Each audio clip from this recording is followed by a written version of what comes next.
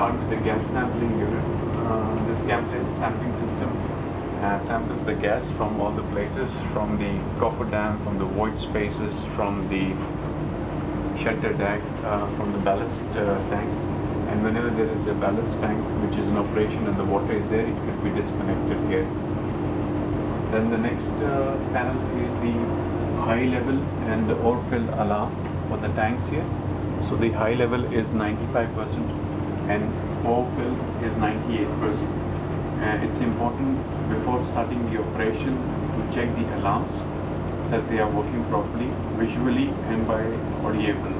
So whenever we tell the alarm flashes and sounds right in front of the bridge. We cannot see this, we cannot show this because right now the cargo operation is on. Fine, the next panel is the touch screen panel for the operation of the cargo pump. On the ship we have altogether 12 submersible deep electrical driven pump made from Mavlex, Sweden, and the system is controlled by the Siemens.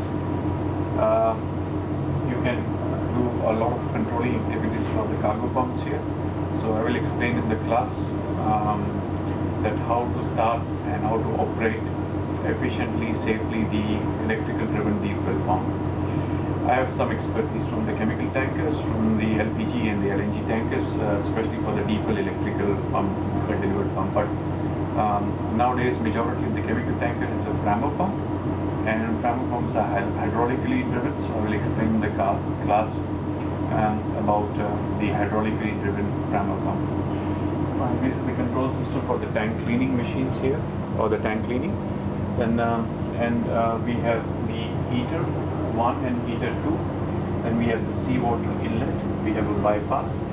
We have pump 1, tank washing pump 1, tank washing pump 2, and then we have the forward pump room. In this ship we have pump room on the forward. Fine, this is the ballast panel here. The ship has got segregated ballast system, L-type, and 12 ballast, 8 ballast tanks, 8 starboard and 8 port.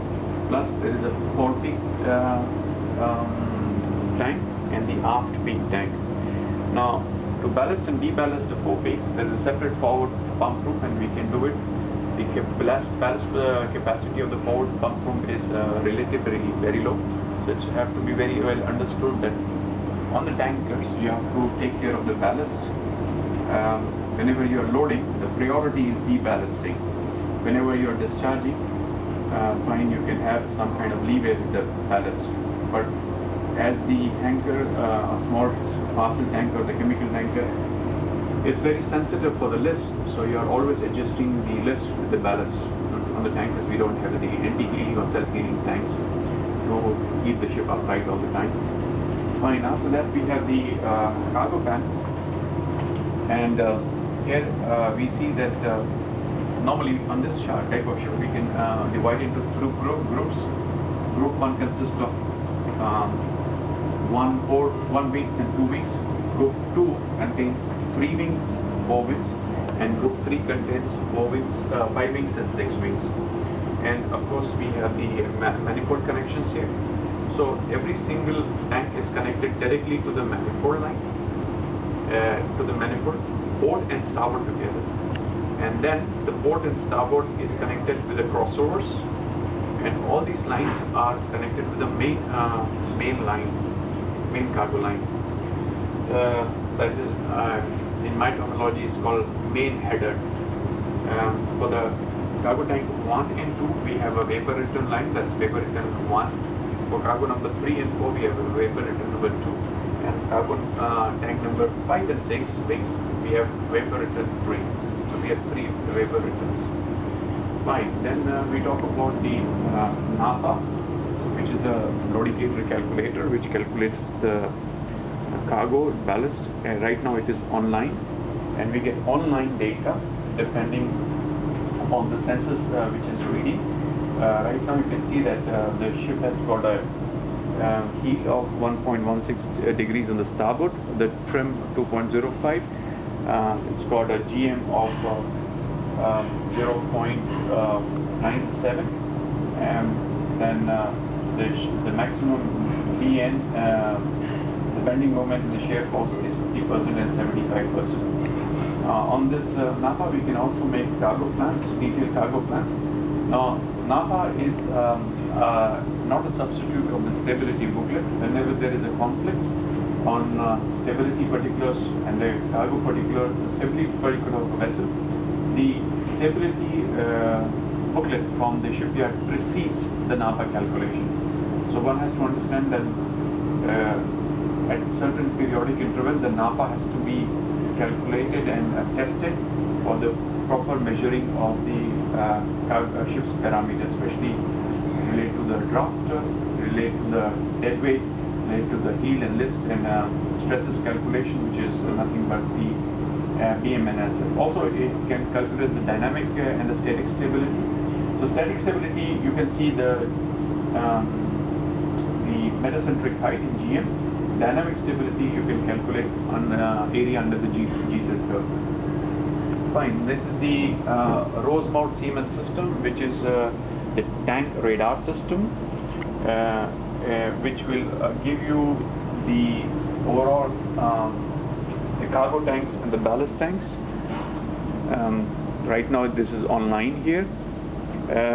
Then we can see the cargo temperatures, cargo tank temperatures at 2 levels and an average. Then we have the ballast panel, which is showing here.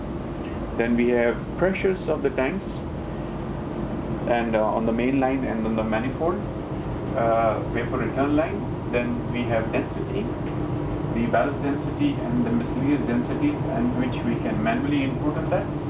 Then we have the common port and common starboard header. That's the main line which is connecting to the wing tanks.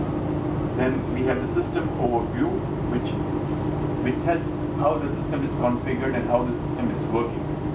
Integration of various sensors and data is coming to this.